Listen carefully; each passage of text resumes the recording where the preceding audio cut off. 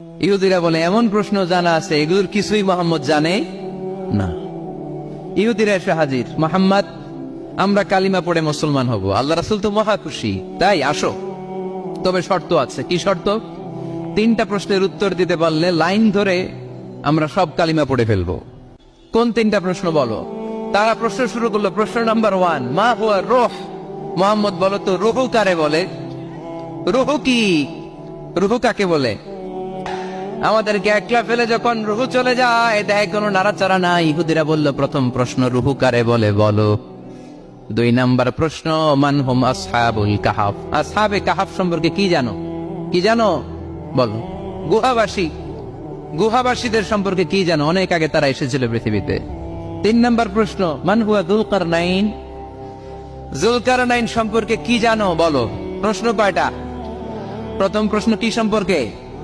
রূহ। দ্বিতীয় প্রশ্ন আসহাবে কাহাফ। তৃতীয় প্রশ্ন যুলকারনাইন। আল্লাহ রাসূল সাল্লাল্লাহু আলাইহি ওয়াসাল্লাম বললেন গাদান উজিবুকুম।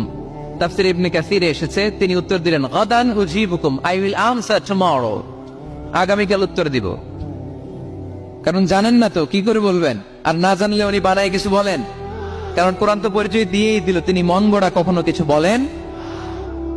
আগামীকাল উত্তর দিব।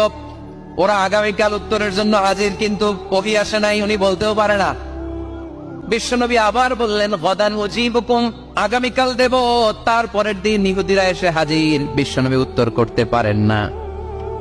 বিশ্বনবী আবার বললেন গাদান উজিবুকুম, আগামীকাল বলে দেব। আগামীকাল ওরা এসে হাজির, তৃতীয় দিনও তিনি পারেন না। এসে হাসাহাসি শুরু করছে, এই মক্কার লোকেরা দেখো, এই লোকটা এতদিন তোমাদেরকে ভুল বুঝাইছে। এই লোকটা এতদিন বলেছে তিনি নবী। তিনি যদি নবী হতো তাই তো প্রশ্নের উত্তর করতে পারতো, পারে না কেন? পারে না কেন? এটাই প্রমাণ করে তিনি নবী নয়। তিনি যদি পারত উত্তর দিয়ে দিত।